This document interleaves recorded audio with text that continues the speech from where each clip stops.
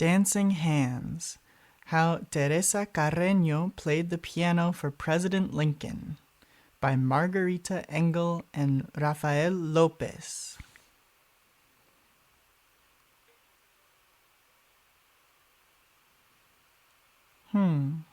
See some white tents? That looks like a cannon.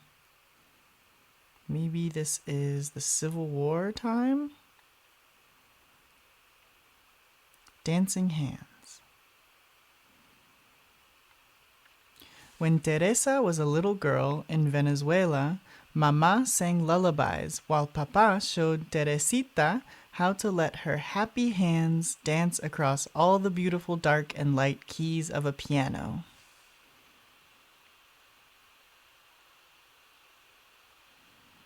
At first, making music seemed magical, but Teresa soon learned that playing a piano could be hard work.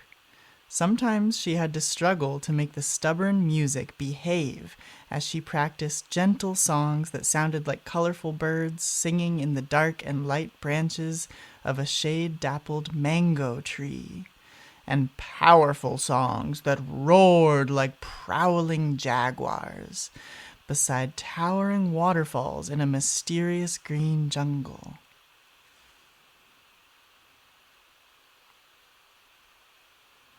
If Teresa felt sad, music cheered her, and when she was happy, the piano helped her share bursts of joy. By the time she was 6, she could write her own songs, and at 7 she performed in the peaceful chapel of a magnificent cathedral, playing hymns that shimmered like hummingbirds.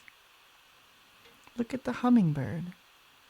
We just sang a song, Sun Sun Babae, about a hummingbird. Music was Teresita's delight, but suddenly when she was 8, a war changed everything. Guns blazed, swords flashed, and poor Papa had to rush the whole family down to the seashore and onto a ship, into a storm where wind howled, waves rolled, barrels tumbled, ropes snapped, and clouds bucked and kicked across the wild sky like angry mules. Do you see a face in the water?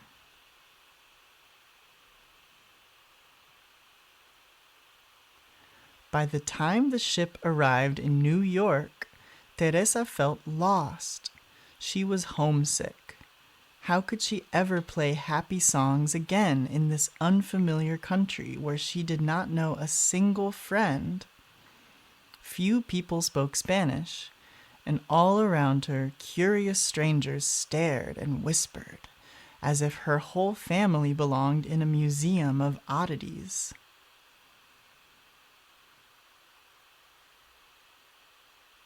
Do you see the little pájaro in the cage? Worst of all, there was fighting here too. The horrible Civil War, North battling South as soldiers marched and newspaper boys hollered about victories, defeats, funerals, and fears. Without a new piano, Teresa would have felt even more lonely. But soon she discovered that wherever one is, some people are friendly, drawn together by songs. Musicians came to her home, playing along while they listened to the dazzling notes of her dancing hands.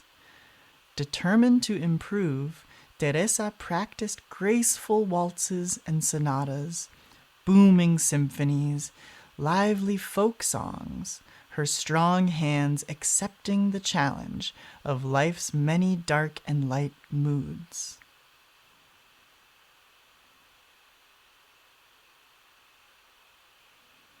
People began to call her the Piano Girl.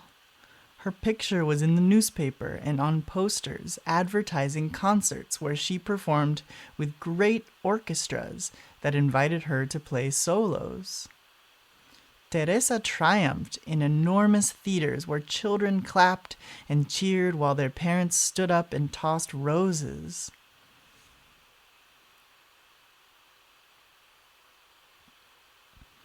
With Papa at her side, she traveled to elegant cities, and by the time she was 10, the piano girl grew so famous that she received amazing invitations, including one so special that she could hardly believe her eyes.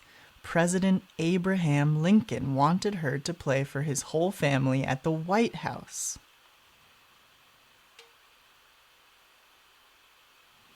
But the country was still at war, so Teresa arrived in Washington, D.C. at a time when freed slaves were signing up to be soldiers. The injured moaned and nurses groaned from the sheer weariness of caring for so many fevers and wounds.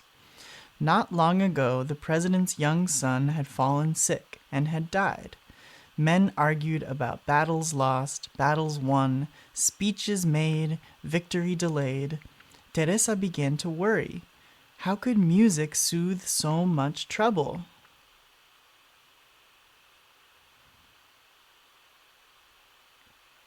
Poor Abraham Lincoln. Teresa hoped she could entertain the president, his grieving wife, and their 2 surviving sons. Her fingers might stumble, the rhythms emerging too slow or too fast.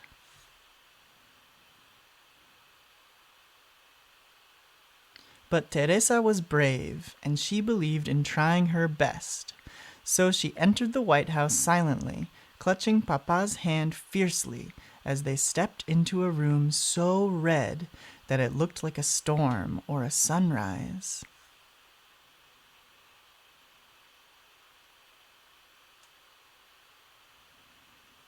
Teresa remembered how it felt to be a homeless refugee and how lonely she had been, surrounded by strangers, some of them rude and others kind. The memory of meeting past challenges now helped her fingers dance, celebrating the way life had turned out to be a mixture of all sorts of feelings, happy and sad. But the piano was poorly tuned, making her music sound ugly. What should she do? Refuse to play? She stopped, feeling discouraged, until Mr. Lincoln smiled kindly and asked for his favorite song, "Listen to the Mockingbird."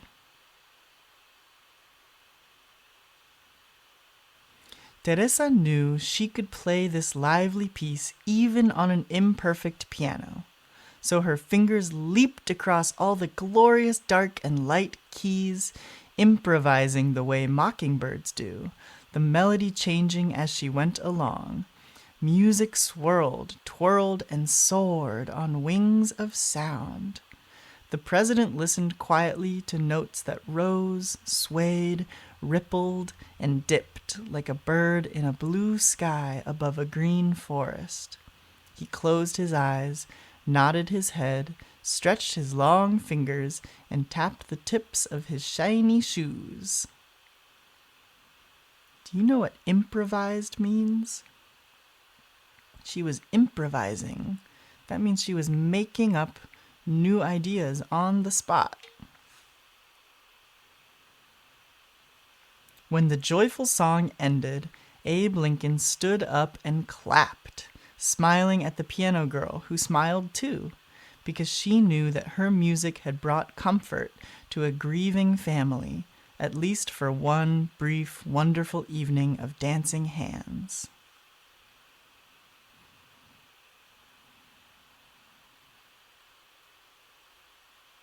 From then on, Teresa felt certain she would always be bold enough to share her musical courage anywhere in the world, simply by letting her fingers travel across all the beautiful dark and light moments of hope.